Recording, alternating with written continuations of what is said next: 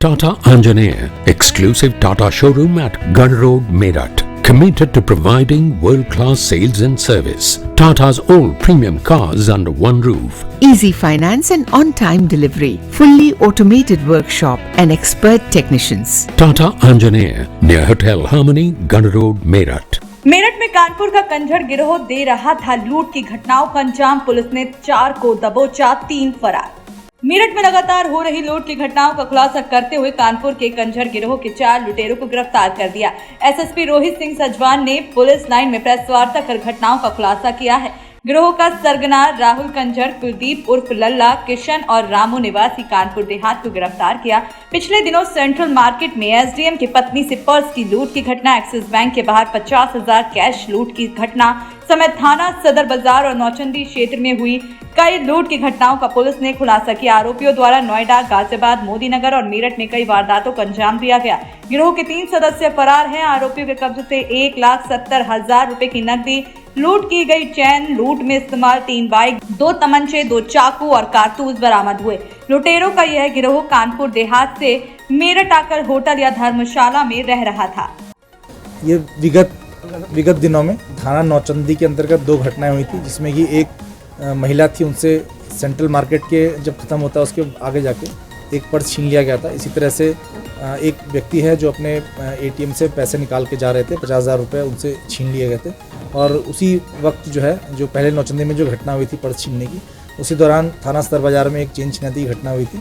और उसी के अलावा एक कोतवाली में भी घटना हुई थी इसी तरह चेन छिनैती की। और एक सिविल लाइन में व्यापारी से वो बैंक से अपना एक कर्मचारी एक कंपनी के पैसे लेके जाते थे, लूट हो गई थी। इस तरह से कुल 5 घटनाएं हुई थी। और ये हमने जो छानबीन की, इसमें सीसीटीवी कैमरे के आधार पे और पूछताछ के आधार पे और अन्य जो संदिग्ध हैं उनके आधार पे, तो इसमें कुल मिला के एक गैंग निकल के आया है जो कानपुर देहात का रहने वाला है।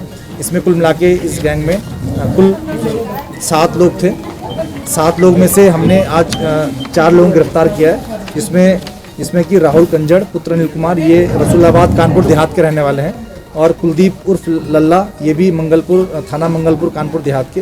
और किशन पुत्र अतर सिंह, ये रसूलाबाद कानपुर देहात के रहने वाले हैं। और जो चौथे जो ये व्यक्ति हैं इसमें, इसके अलावा इसमें जो फरार रामू पुत्र जहान सिंह, ये भी मंगलपुर थाना के रहने वाले हैं। और जो फरार चल रहे हैं इसमें 3 अभी फरार चल रहे हैं, इनको पकड़ा जाएगा जल्दी। और ये गैंग जो बताया गया कि एनसीआर के आसपास जो हमारे गाजियाबाद, यहाँ पे मेरठ और जो अन्य जनपद हैं, यहाँ पे लूट की घटनाओं को अंजाम देते थे। ये कुछ दिनों के लिए आते थे, जैसे 5-7 दिनों के लिए जनपद में आते थे, वहाँ लगातार घटनाएं करते थे और घटना करने के बाद वहाँ से वो चले जाते थे और फिर उस जनपद में दोबारा आते नहीं थे, लंबे अंतराल के बाद आते थे। कितने लोग का ग्रोह है? पूरा ग्रोह कितने लोग का है? हमारे यहाँ जो घटनाएं हुई हैं उसमें 7 लोग शामिल थे, जो अभी तक हमारी छानबीन में निकल के आए। उसमें से 4 लोगों को हमारे द्वारा गिरफ्तार किया गया। बाकी 3 लोग अभी फरार चल रहे हैं, उनको भी जल्दी गिरफ्तार किया जाएगा। दूर लूट करने का कारण क्या है कि पुलिस नहीं पकड़ पाएगी? हाँ, नहीं, इनका ये मानना था कि जैसे अगर ये कानपुर के रहने वाले और यहाँ घटना करते हैं तो यहाँ पे, क्योंकि इनका पूर्व में कोई आपराधिक इतिहास नहीं होता है, पहले ये चीज़ घटनाएं करते हैं और साथ में इनको यहाँ कोई पहचानने वाला नहीं होता है। पुलिस का जो मुखबिर तंत्र है वो भी इनके बारे में लोकल स्तर पे जानता नहीं है। तो यहाँ एक घटना को 2-3-4 दिन लगातार घटना करके यहाँ से फिर निकल जाते थे। किन लोगों के साथ और क्या इनका पूरा तरीका था? ये पहले आके ये मोटरसाइकिल से, जो 2 पहिया वाहन है, ये 2 मोटरसाइकिल और एक स्कूटी से यहाँ पे आए थे। और यहाँ पे ये एक बहुत ही निम्न तबके के जो होटल वगैरह होते हैं वहाँ पे रुकते थे। और वहाँ पे ये जब बैंक में जाके, जो जितने बैंक्स होते हैं उनकी ये रेकी करते थे, जाके 2-2 के संख्या में जाते थे वहाँ पे। और ये बिल्कुल भी अपना मास्क पास नहीं लगाते थे, एकदम सामान्य तरीके से जाते थे जैसे ग्राहक बैंक के अंदर जाता है। और वहाँ पे ये देखते थे कि कौन सा व्यक्ति कितना चेक भर रहा है, कितना विड्रॉ कर रहा है, उसके हिसाब से उसको अपने जो शिकार है उसको पहचानते थे कि अगर जिसने ये, इनका ये था कि अधिक से अधिक जो व्यक्ति पैसे निकासी कर रहा है बैंक से, उसके पीछे लगें। तो इस तरह से वहाँ पे ऑब्जर्व करते थे पूरा बैंक के अंदर। और जितने भी बैंक थे सबको देखते थे कहाँ पे किस तरह से आदमी का पीछा किया जा सकता है। जैसे ही वो आदमी पैसे निकासी करके बैंक से बाहर आता था, उसके पीछे जाके झपट्टा मार के या बातचीत के बहाने से उसको रोकते थे और फिर झपट्टा मार के जो उसका जो बैग है जिसमें पैसे रखे होते थे और उसको फिर छीन के लेके चले जाते। हाँ, ये पढ़े लिखे नहीं है। और यहाँ पे मेरठ के आसपास कितनी घटनाओं का ये यहाँ पे जनपद, इसमें हमारे पास एनसीआर में जनपद गाजियाबाद की काफ़ी घटनाएं, इसमें मोदीनगर की घटना है, गाजियाबाद की घटना है।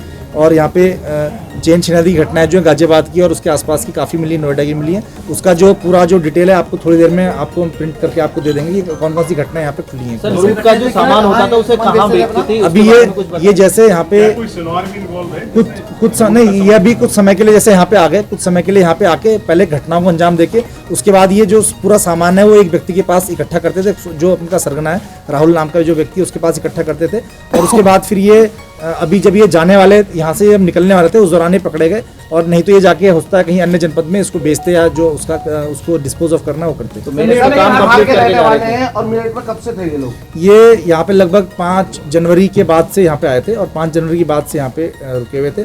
और उस दौरान जब 1-2 घटनाएं हुई तो पुलिस के द्वारा जो बैंकों में जो तलाशी अभियान है, चेकिंग अभियान है, बहुत अधिक चलाया गया। साथ में इनका जो CCTV फुटेज है वो प्राप्त पुलिस को हो गया था। उसके बाद ये सतर्क हो गए थे और काफ़ी टाइम से फिर ये घटना मतलब यहाँ पे छुप गए थे एक जगह। क्या पूर्व में भी पहले कभी यहाँ लूट की वारदातों को अंजाम देते थे, तो क्या वो चोरी के लूट के वाहन थे या इनके अपने निजी वाहन थे? ये वाहन जो है अभी हमने 3 वाहन इनसे बरामद किए हैं, 2 मोटरसाइकिलें और एक 2 पहिया वाहन बरामद किए हैं। और इसके बाद ये जो इनका पता चला है कि ये इनका आपराधिक इतिहास भी है, तो ये क्योंकि वहाँ बहुत लंबी दूरी तय करके जनपद कानपुर नगर से वहाँ से आ रहे थे, तो ये अपना जो नाम पे जो वाहन है उसी को लेकर आते थे, चोरी का वाहन प्रयोग नहीं करते थे। इनके पास से क्या क्या बरामद हुआ है? इनके पास से 2 मोटरसाइकिलें, 1 स्कूटी, 2 अवैध असले बरामद हुए। और जो लूट की घटना में हमारे यहाँ कुल मिलाकर 2 लाख से अधिक का पैसा गया था, उसमें से 1,70,000 के आसपास की बरामदगी पुलिस के द्वारा कर ली गई है। साथ ही साथ इसमें जो चेन स्नैचिंग हुई थी उसके भी जो कुछ ज्वेलरी के जो पीसेज हैं वो बरामद कर लिए गए हैं। और इसमें चाकू और जो 2 तमंचे मैंने आपको बताया वो बरामद किए गए हैं। पनाह कहाँ लेते थे?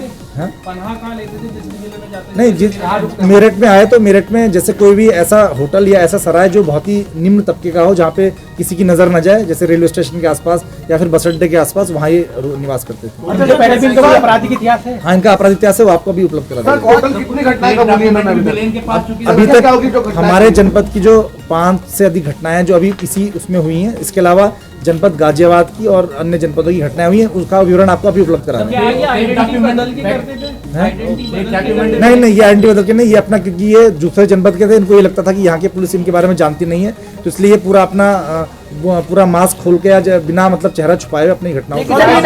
जब यहाँ के थे तो रास्ता कैसे पहचानते थे कि भागना है, लूट के भागेंगे? नहीं, ये जब यहाँ आके रहते थे उस दौरान ये दिन भर घूमते थे और अलग अलग बैंकों में जाके उसकी जो भौगोलिक स्थिति है उसकी जानकारी लेते थे। इस गैंग का कोई नाम भी है क्या? इसका जो अभी हमने इसका पूरा अपराध इतिहास, जो अभी 3 लोग भागे हैं उनका अपराध इतिहास देख रहे हैं। साथ ही साथ इसमें हो सकता है कि इसमें कोई पहले से कोई कानूनी कार्रवाई की गई हो, तो पूरा जो गैंग का क्या पंजीकरण हुआ है, नहीं हुआ है, या क्या इसमें और कार्रवाई हो सकती है, गैंगस्टर की कार्रवाई, ये सारी कार्रवाई इसमें कराई जाएगी। अगला निशाना कौन सा शहर था? जैसे कहते हैं कि 2 दिन बाद ये जा रहे थे, कुछ ऐसा? ये यहाँ से ये फरार होने की सोच रहे थे, क्योंकि यहाँ पे पुलिस की गश्त हर बैंक में बहुत अधिक बढ़ गई थी, गोपनीय तरीके से भी, और सादे कपड़ों में भी पुलिस लगाई गई थी। इस वजह से यहाँ से ये फरार होने की सोच रहे थे, लेकिन अब इनसे अभी और पूछताछ, विस्तृत पूछताछ की जा रही है, जिसके बाद अब आगे चीजें इससे पता चल पाएंगी।